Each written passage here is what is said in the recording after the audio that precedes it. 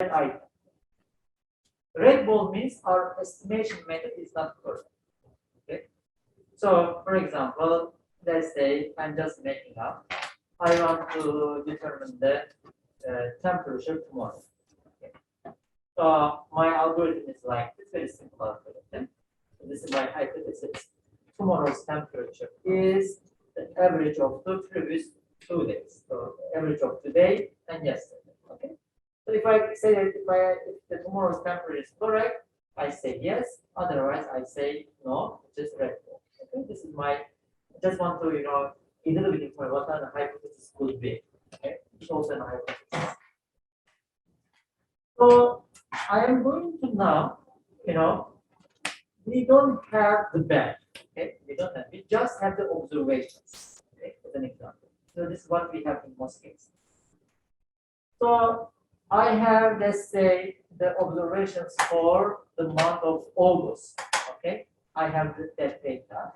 For each day, I have the temperature, and then to find the temperature on August 3rd, I take the average of temperature of August 1st and 2nd. Okay. Then to determine the temperature on, let's say, August 10th, I take the average of August 8th and 9th.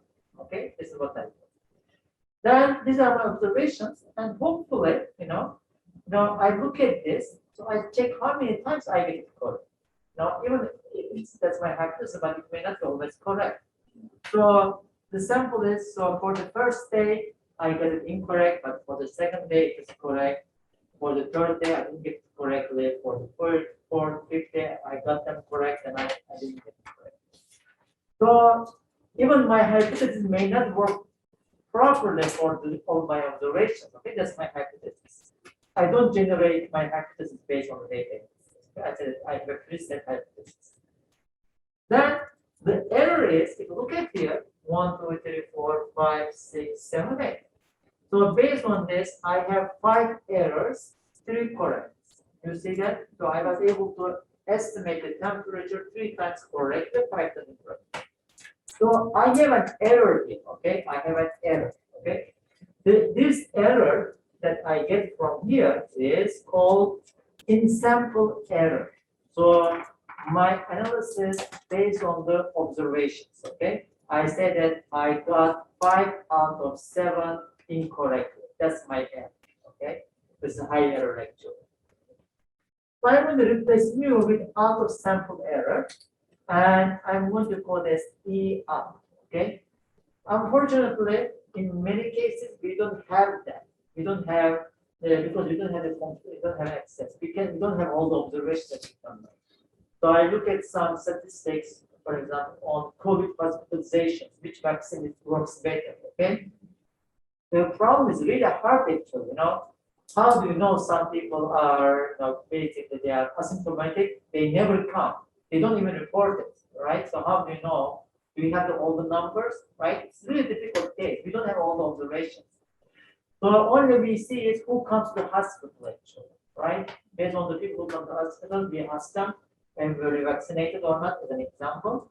Then, if that's the case, okay, what type of vaccine you had, etc. From that one, we have a better view over that. But we don't get the complete view of the population.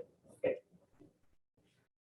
Then, for each data, we apply hx and check if hx is equal to f of x. This is a little bit hypothetical. Okay, for the back, it's hypothetical. Okay. Then mark the bullet accordingly. This is our. Now, I am just going to replace it. So, what I'm going to replace is, I'm going to replace mu and rho. Now, I would like to make sure that my observations, my error in the observation close to the error for the, for my back, for the real data. Okay.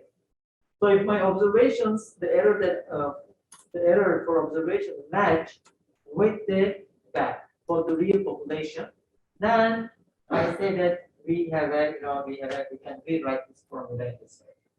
So ideally, okay, the goal becomes this to make sure that our learning, okay, I'm going to come to that part again, our observation from or our hypothesis for the observations that one works similarly for our back. So that's in that case we achieve. And then we have this case as well. So if you pick more samples, then hopefully your error will be small. So this is where we are right now. So for one hypothesis, not data dependent, okay? I don't look at the data. For one hypothesis, I can show that this is the case. But if you go back to the previous slides, learning algorithm does not work with one hypothesis that you pick up.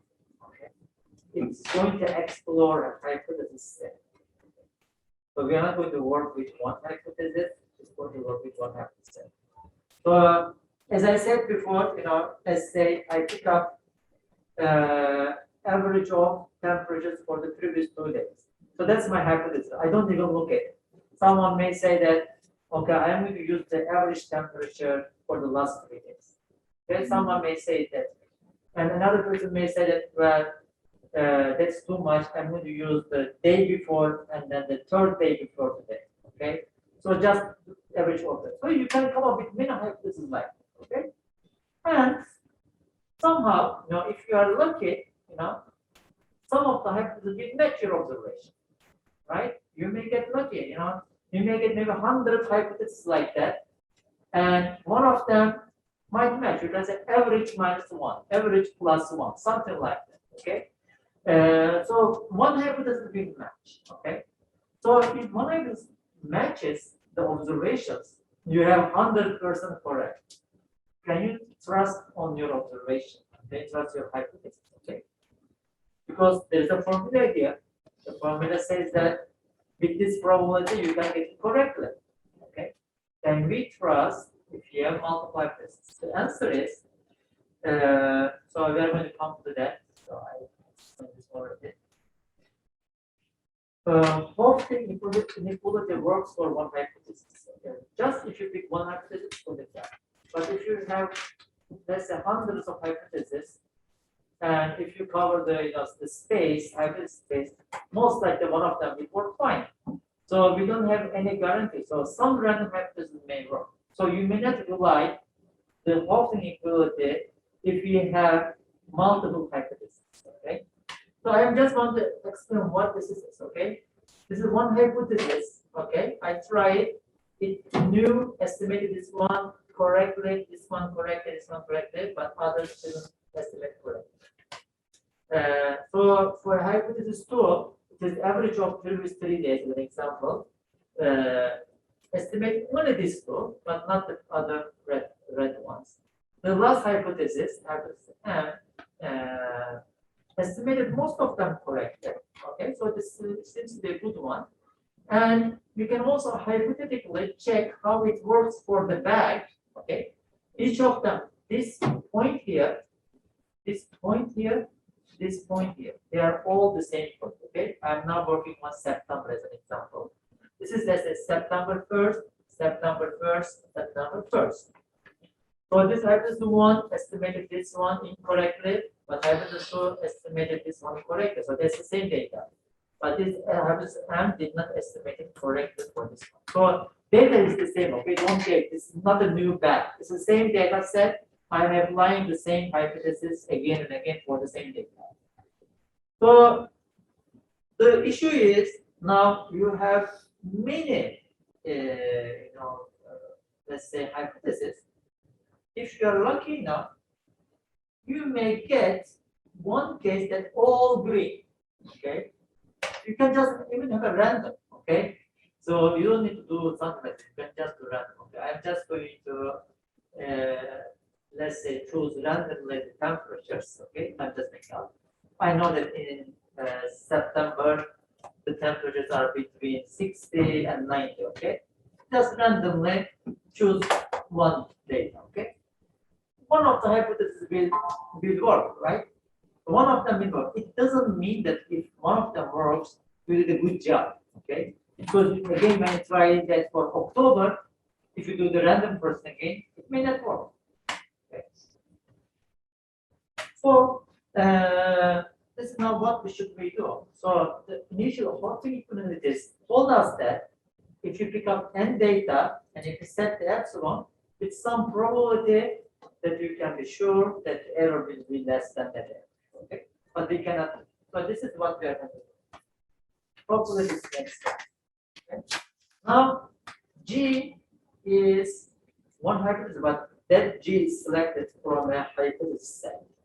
It could be H1, H2, HM, etc. Okay, so it's one hypothesis I select. So what I am interested in right now is the hypothesis, the any hypothesis I pick, this probability should be satisfied. I think I'm missing a bracket. So this probability must be, no, I'm not missing. So this probability, this case should be satisfied. If I pick H2, this should be satisfied. If I pick HM, this should be satisfied. Okay. So for any hypothesis I pick, it should be satisfied. For example, if I take H3, so the others could be true or false, I don't care. But when I pick H3, that condition should be satisfied. So when I do that, so I can convert this into summation because it is OR. Then I can rewrite it. If I have M hypothesis, then I could write the summation in this way. And I'm going to have just a major difference. I'm going to have M right now.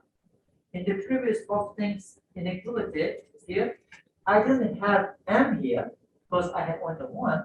So I can right now convert this to M. So I'm just saying because I now I have M. But what this says is, well, since you are lucky, you make it lucky, the probability now will be even lower. Okay, because you are multiplying with M things. Somehow you make it find the one lucky hypothesis, and then this error, be satisfied, but it may not be the real case. Okay, in observation, that's the case, and so on. So now we have three terms. Maybe you can say four terms. And okay, is the number of data you pick for your observations. Epsilon, the error that you want. The probability that you compute from this one. Actually, you can change the formulas again. And then M, number of hypotheses data. So this is what we're going to focus on. So if you have infinite hypothesis, M is infinite, then you cannot guarantee this probability. So this the right hand side will be very high number. And then there is no benefit of using. So you should keep M small. This is what it says. N high as high possible and pick a reasonable epsilon. Pick a reasonable M. So sometimes you cannot get it. So the error that is, what is the error that it's an acceptable error level for your application? Okay? So you know the application, you know it. Then according to pick N and then M and then this is what we are doing. So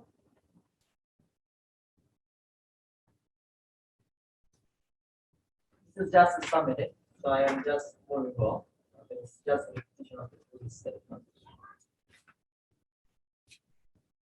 The learning problem has actually two parts. Okay, the learning problem. Firstly, the error E in E out. The error that you see in the observation and the error that you see in the bag should be similar. Okay. For example, I have observation. Okay, let's say 100 vaccine patients, and I don't see the rest of the vaccine patients, right? So my observation should be the same as the in sample and out of sample for the one that I was. So that's one thing. So that's my goal is reduce the error with E in and E out. Okay. So these are both errors. Okay. E in is an error and E out is an error. But they don't worry. I mean, I said that they should be close, but they may be high. Okay. That's the problem with that. So if the problem, maybe you may think that you have achieved your goal, the error for the in sample, the error for the out sample, they are very similar, but they are high. So let me explain what it means. you pick up an autonomous driver, okay? First, before driving in the real street, okay? First, you make some tests, so you realize that it works the same as in the controlled environment and in a real street, okay? You confirm that, okay? You feel that you did your job, okay? But in a controlled environment, it crashes 50% of the time. In a real environment, it crashes 50% of the time. Have we done our job? No, the answer is no. In addition to that, okay, outsample error should be low as well. That's our target, okay? But we don't access the outsample. What you can do is, you can reduce the in-sample. In a controlled environment, you can reduce the error as much as possible, okay, in a controlled environment. And since you said that your in-sample error is the same as out-of-sample error, in a controlled environment, you get the same error as the real environment, and then in the controlled environment it's 0. Then we assume that okay, you learned it. Okay, this is how we look at it. So 2 parts at the end. So the errors should be the same for your observations and for unseen data for real environment, plus for your observations the error should be close to 0. Then you have achieved your learning. Okay, if these 2 steps are done, we achieve your learning. Does it make sense? So firstly, let's explain in a different way. Okay. Hopefully this may make sense too. You are going to take the midterm, okay? And what you do is, for example, typically what students do. So when you study the concept, you look at the examples in the textbook because you know the answer, okay? You get the answer, you understood them, okay? And then you expect the same performance in the exam, right? So the error over there, so if you miss, let's say, 10% of the example, you cannot answer them well, but you are studying yourself, you expect the same thing in the final exam, right? In the exam. So your performance should match. But if you come to me and say that you work, all week for this, exam, you thought you understood concepts very well, but you failed. What does it mean? Your in-sample, out-sample does not match. You did very well for your training, but you did not well in the out-sample. So your studying maybe was not good. Your hypothesis, your learning hypothesis did not work well for you. But if you work well for the test, and if you get a good grade, so it means that they match, then it means that you did a good purpose, you achieved your performance, right? The worst thing is, okay, why we have this problem is why this could happen. Not in social sciences, this could be true, but in STEM courses, science, technology, engineering, math courses, it doesn't work. Some students just memorize the answers. Okay. So just memorize the questions. So if the student gets the same question in the test, performs well. If the numbers are a little bit different, the student cannot do it. Why? Because the student just memorized. Did really well while studying because knew all the questions and all the answers, memorized them, but in the test they failed. So this is what out sample in sample is, okay? And then you spend too much time, okay? When you spend too much time on memorizing the answers, then you become biased, okay? So you cannot get the logic of the concepts. You cannot generalize. That is the problem. So the problem that we want to do is solve is generalization problem. So whatever you work when you learn should be generalizable to other questions. But if you are just able to answer the example questions from the book, you cannot generalize. So you should be able to generalize to other questions. You should be able to answer the questions at the end of the book as well, right? That shows your generalization power. So this is, I don't know if it makes sense or not. I'm just trying to give some different examples. Hopefully, it can make sense. So here is the observation. Okay. So look at this case. Okay, M will be always infinite. This is a big challenge. So we can never reduce the probability of it. It's always going to penalize. So when you have more hypotheses, you're going to penalize more. Look at this example about chemical car price range, engine range. So we have a rectangular area, right? So P1, P2 is a real number. How many numbers are there between P1 and P2 if they are real numbers? Infinite. E1, E2 is infinite. So even for basic hypothesis, set like this, we have infinite. But what is the advantage here? Okay, what is the how we can come over with this problem is hypotheses are overlapping. Okay, let's say I pick two hypotheses, P1, P2. That's one hypothesis, one of them. E1, E2 for the engine. The other one is P1 prime, P2 prime, E1 prime, E2 prime. It's the rectangular area. So you see that most of the area is overlapping actually. So these two hypotheses are independent. The previous formula I used to get M, assume that they are all independent. Actually, that's an upper bound. Look, it's less than or equal. It does not say equal. It's less than. So I just assume that all the hypotheses are independent. I pick one of them and I didn't care what the others are doing, right? But they are overlapping. Okay. I should get benefit from the overlapping of the hypotheses. Okay, so the hypotheses are overlapping. Then I'm going to change my logic. Okay, so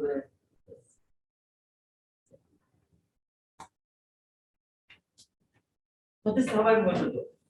I'm going to find effective number of hypotheses.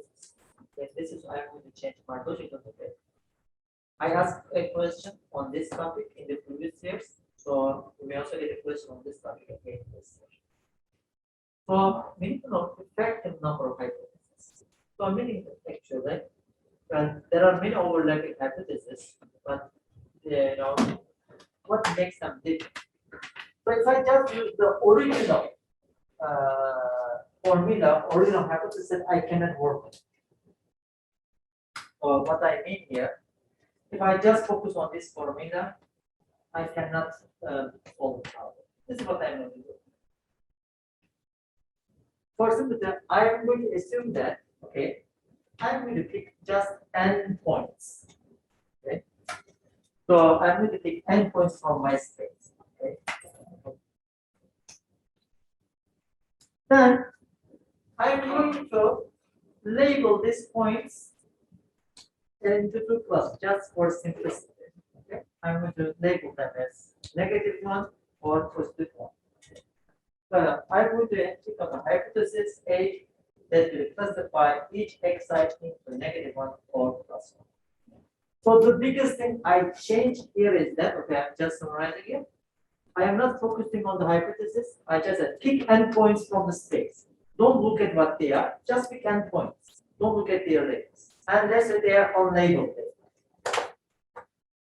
The question now is how many different hypotheses can be developed based on class of each xii using the hypothesis. Okay? So this is what I'm going to explain.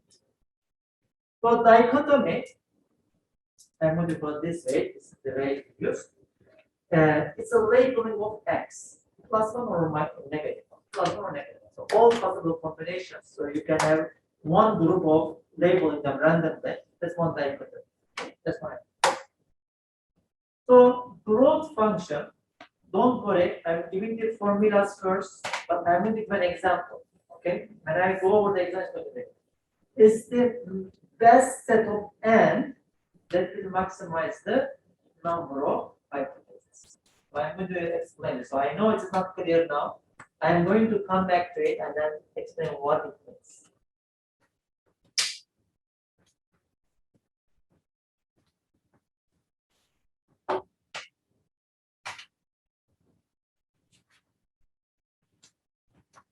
So the first one is called positive error. Okay, this is my hypothesis. It's like the this price engine the family, for example, but I make it very simple hypothesis. Right? It is sine of x minus a. So this is my hypothesis. The output is either -1 or +1. I am going to change it, simplify it. So I'm going to change it like this. If x is greater than a, it is +1. If it is less than a, it is negative. Okay. So this is what I do. Okay. I pick n points, okay, randomly, or not even randomly. You pick n points wisely. Okay, pick any n points you like. Okay, x1, x2, x3, x4, x5, xn, and so on. Okay, so you have n points. What are the labels of these n points? No labels. Okay, we don't assign any labels. So I am going to come to the topic of effective hypothesis. So the only variable I have is a. Okay, normally, if you look at your f x greater than a or less than a could be any number, real number, right? We have infinite number of a's possible. But what we are going to do is I'm going to look at how a affects the labeling of data. So I'm going to pick 1a. I'm going to pick 1a between x4 and x5. Okay. So algorithm says that I pick a here. You may pick any a. There is no limit. Okay. If you pick a here, all the values on the right hand side will be positive. All the values will be negative. Okay. So this will be labeled as plus. This will be plus plus. This will be labeled as negative, negative, negative, negative. Okay. So if I pick a here, okay. Let me get that back. So I check my a. Okay. I didn't put numbers over there, but numbers are not there. Let's say I pick a here. Okay, this is my new thing. Okay. Does my labeling change? It doesn't change. So it's still the number of hypothesis, my hypothesis is not affected. So I have the same label. Okay. So whether I choose anything I choose in between, okay, they all have the same impact. When does the change? When does become a change? I use another here. For example, if I pick a here, right? Then x4 will be positive. Do you agree with me? Because it's greater than it. If I choose here, xn will be positive, but then all the values will be negative. Okay? So now my question is, how many different a's can I have so that I'm going to have different labelings for x? Okay, but that's the question. So what is the answer? What do you think? Number of classes. It is related with the number of data, not the class vector. Number of points, data points. But why? Why? I could choose a from here. Here, 2, 3, 4, 5, 6, etc. And here is one. Let's try with something like this. So that's it. I have x1 here, x2 here, x3 here. Okay. So for this one, if I put a here, then this will be labeled as positive. If I put a here, this 2 will be positive. This will be negative. Okay. If I put a here, then this will be positive. This will be negative. And if I put a here, all of them will be negative. So I have only n plus 1, 3 plus 1 cases.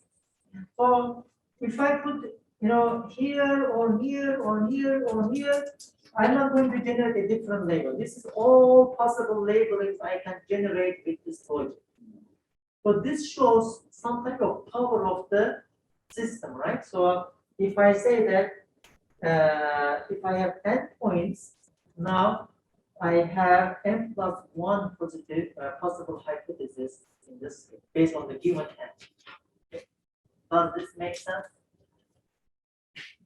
Given n points, I can generate n different labelings, possible labelings for my data. I can also do that for hypothesis. So hypothesis, what it does is, okay, this is my hypothesis 1. This is my hypothesis 2, hypothesis 3, hypothesis 4. Hypothesis 1 labels x1 as positive, x2 as positive, x3 as positive. Hypothesis 2, since I picked the A somewhere in between, labels x1 as negative, x2 and x3 are as positive. And then H3, that hypothesis labels x1 and x2 negative, but the last one is positive. But H4 will label all of them as negative. So I can only have 4 different hypotheses. So I cannot have any other hypothesis for this thing. Does this make sense?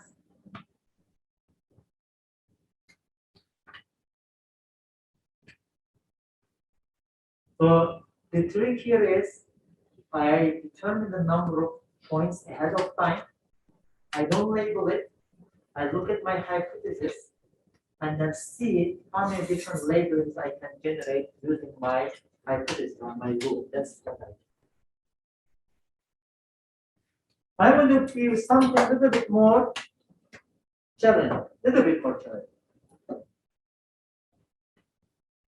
Now, it is not greater than a value.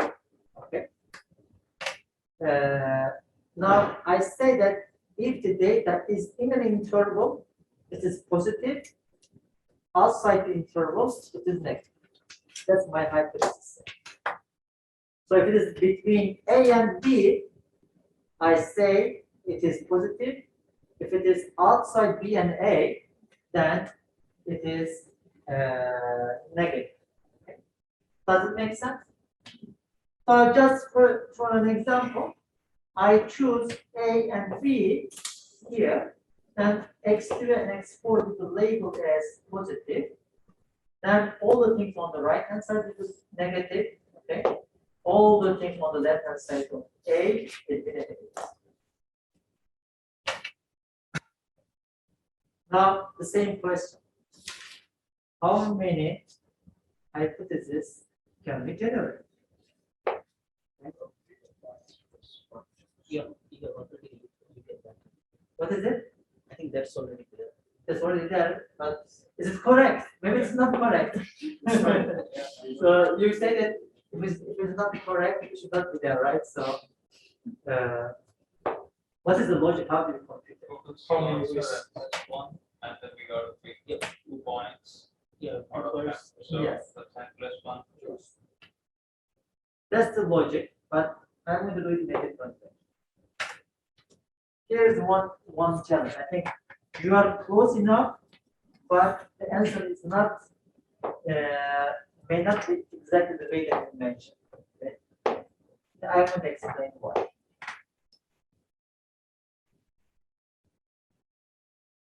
X1, X2, X3. Okay. I'm going to pick A and B. Okay. So I put 4 positions. What is it? 4 places actually. 4 positions for putting the first. Yes. I'm going to show it like that. Okay. I'm going to show 2 cases. I pick A and B here. Okay. Does it make sense? Then this will be negative, negative, negative. Because if it is between A and B, it is positive, right? Otherwise, they are negative. I pick A and B here also. What do I get in that case? Second hypothesis. All Negative negative. positive. What is it? Negative. All negative. All negative. So the hypotheses are the same. I picked 2 different places, but I got the same thing. So these are not 2 different hypotheses right now. Okay. So picking 2 different locations did not make much impact. I'm going to solve this in a different way. Okay. Oh, and this is not the actual solution, but it's going to inspire. Or I assume that x1, x2, x0 are on a line, right? Okay. So what are the, let's say, I assume that, what are the all possible labelings that we can have? Okay.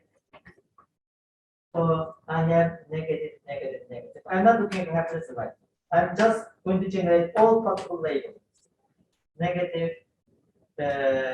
negative, positive, negative, positive, negative, negative, positive, positive, and then positive, negative, negative, positive, negative, positive, positive, positive, negative, positive, positive, positive. So I should have 8 points. Now, I did not even look at my happiness at this time. Okay. So actually, if you look at this, I cannot generate more than 8 different hypotheses because I have only 3 points. If you look at all possible combinations, each of them could be positive or negative. I have 8. I should not get more than 8. If you are getting a number more than 2 to the power n, then you are doing something wrong. Okay, I cannot get more than 8 possible hypotheses. Okay, does it make sense? Because I have 3 points.